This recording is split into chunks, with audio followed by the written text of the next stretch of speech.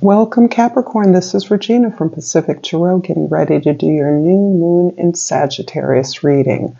This is a combination deck of the African Tarot and the Tarot of the Divine. I've combined them into one. The new moon in Sagittarius will occur on the 13th of December on our way to the winter solstice, which is, I believe, on the 22nd this year. However, I will be creating an extension from this reading, and it will be linked in the description box below. If at any time during this reading, particularly as we get going, you find that it is resonating for you, please consider liking this video, sharing it with someone who may find it useful, commenting below. I particularly love hearing if this has helped, how it's helped, and subscribing to my channel, Pacific Tarot. It matters, but what matters most is the time that you're spending with me now. I appreciate all the ways that your energy and presence gives me that. And so I thank you in advance. Let's get going with the overall energy for the new moon in Sagittarius, the Chariot card. Love this. This is really a huge investment in yourself. This is you focusing on the things that matter most to you. This is you having identified your purpose, having released the need to masquerade as like other people. You no longer need to be one of the herd. You are comfortable being an individual, being unique, and being unlike others, doing things in your own way. That authority has given you the permission to not try and solve all the problems that exist around you in your environment or within your other relationships. However, this is ending up giving you a greater sense of liberation and freedom to pursue the things that matter to you. Here you are on your path. You are on your mission. And you are allowing the energy of your emotions, the emotions that validate your purpose, your talents, the things that feel good to you, and you're riding that towards your success. This is a beautiful card of victory, and that is absolutely what you're about. This is the overcoming of many challenges in your past, really releasing those. In the present, we have the Six of Cups. In the past, we have the Ace of Swords. And in the future, we have the Ten of Cups. Yeah, it's interesting because this idea of relinquishing responsibilities and obligations from your past are part of a truth and awareness that you are receiving through your current relationships.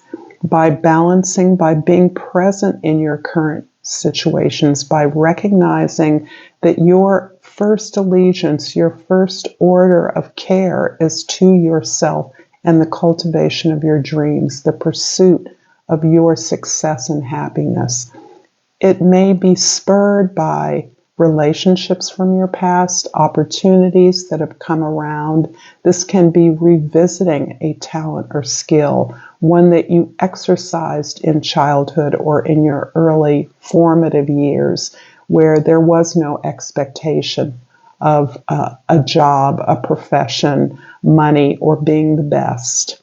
There was no agenda. And really having the opportunity to not only revisit that, but to reconnect with relationships from that time is helping you to cultivate the most positive aspects, the positive nostalgia of that time in a way that really balances your emotions, reminds you of your talent and your original intention in being playful, carefree, generous with that talent and with your relationships, where play dictated the creativity with which you could exercise. your gifts. And this is absolutely the truth, the revelation that you have come through, you have come to, looking for the truth of your talents, who you are, what makes you feel good is part of this pursuit of your truth. And this is landing you into a much greater sense of community. And for you, Capricorn, this is interesting because you're often seen as a leader, as a caretaker of a large social concern or of a community. You're often the head of the family, the head of the household kind of thing, where you willingly take up or are assigned leadership capacities because you're so good at the hard stuff. You're so good at the things nobody else wants to be bothered with. You are releasing that. You're recognizing by being who you are, by exercising the things that feel good to you, not the things that you have to do, you are actually participating in reharmonizing a community that validates the things that you're good at, the things that you feel good doing, the things that you're willing to work at because they are so significant and they come so naturally out of your talent, your passion, your love.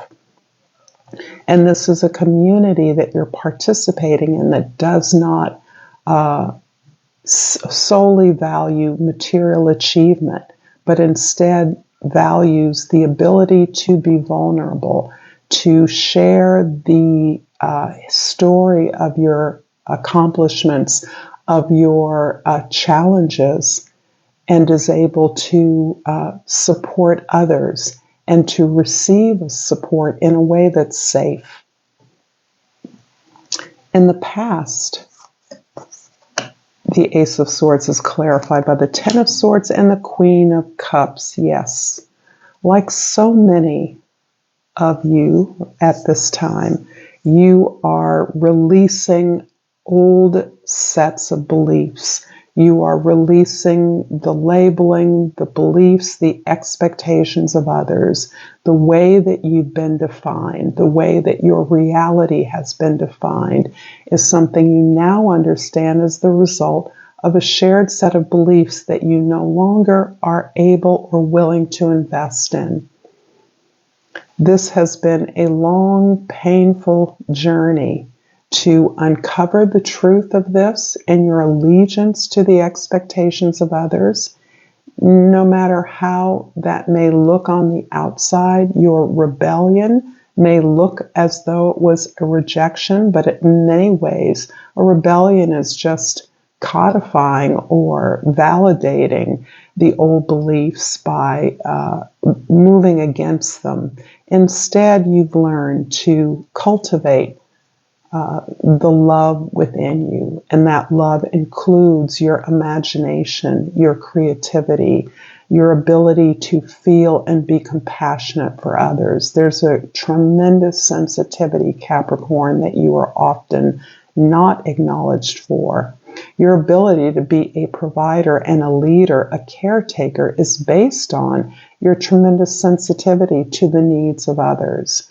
This is a quality that you have really come to explore more deeply and apply that same compassion, that same forgiveness to yourself so that you have accepted the lessons of your past. You've accepted failures and disappointments as something that was simply errors in judgment.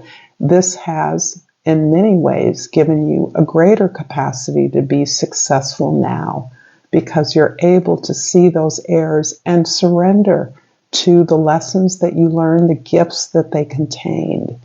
So this is a beautiful acknowledgement of your self-healing, and that self-healing is what has understood this truth, this ability to understand your disappointments in the past in light of the way that it has healed you. The understanding of that is healing you and supporting you to expand on this capacity to be creative, to feel your feelings, the range of them, to not be afraid of the things that you desire. In the present, the Six of Cups is clarified by the Six of Pentacles and the Seven of Coins. We're all looking at our relationships in so many ways, and you are balancing out. This understanding that you've gained from the past is contributing to now the balance and the harmony that you seek, the equilibrium that you now are consciously cultivating in all of your relationships, in all of your efforts. You are very clear about the terms of giving and receiving.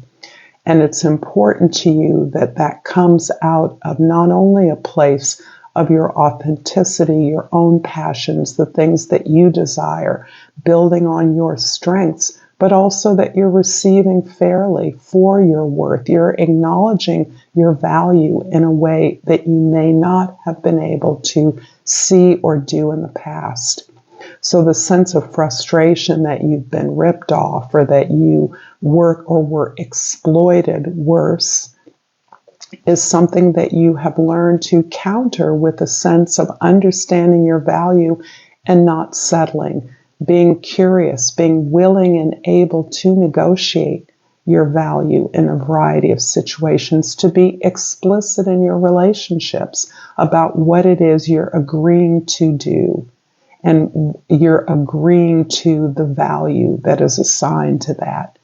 And it may sound cold, but it's actually conscious. It's actually an expression of your greater understanding that materializes in the world, right? What is fair pay? What is fair exchange? What is reciprocity in your relationships? That's really the terms here. It's more about equity than it is, and mutuality than it is about getting paid. This is all in moving towards your ability to make a greater, more practical assessment of the work that you've done, the value and skills that you've accumulated, the investments that you've made in the past, and that you are willing to make now. Now that you have set yourself on this path of success, of victory, the Chariot is a number 7, as is the 7 of Coins. You are clear that you're on your path, the path that's destined for you. And now you're willing and understand how to strategically invest in your passion, in your journey, in your gifts, so that you can receive the reward and accomplishment. You can be abundant in a way that recognizes a lack of limitation. You're rejecting the idea that abundance is only a part of a material exchange. You understand that abundance comes in many forms: the freedom of time, of effort, of connection, are all part of the way that you value the path you're on, the way that you're rewarded, the way that you can tap into an abundant world. In the future, the 10 of Cups is clarified by the 5 of Coins and the 3 of Pentacles. We earth signs really do struggle around stuff. And even the captain of industry clearly is out of balance by needing to hoard an excess of resources that cannot possibly be utilized in a productive or beneficial way for others, and that denies others a stable or security. And that's an example of the extremes of the pursuit of stability and security.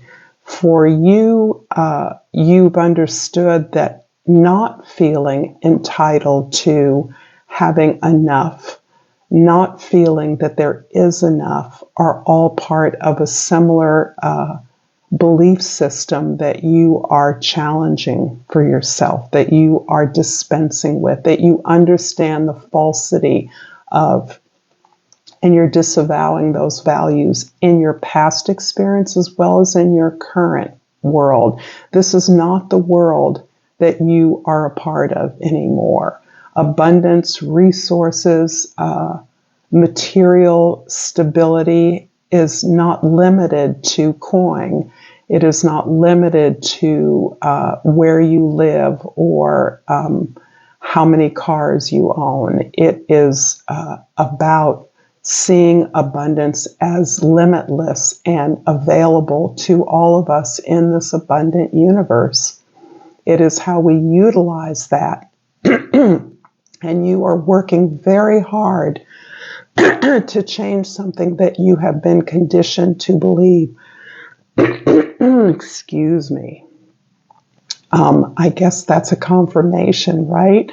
At how difficult this concept can be for those of us that have been raised under a very oppressive social order that assigns human value to money. I'm really sorry. What is productive for you is rather than simply rail against the injustice of the limitations of your past, the lack of achievement or recompense that you feel you have been deserving of and been denied. Instead, you're using this passion to focus on your value, the things that you are passionate about, the things that you know are on your purpose, that revive your creativity, your gifts, that allow you to participate in talents and efforts that feel good to you, that light you up, that support and can be shared with others, that exposes the range of emotions that we all experience in life, the way in which we're connected beyond how much money we have.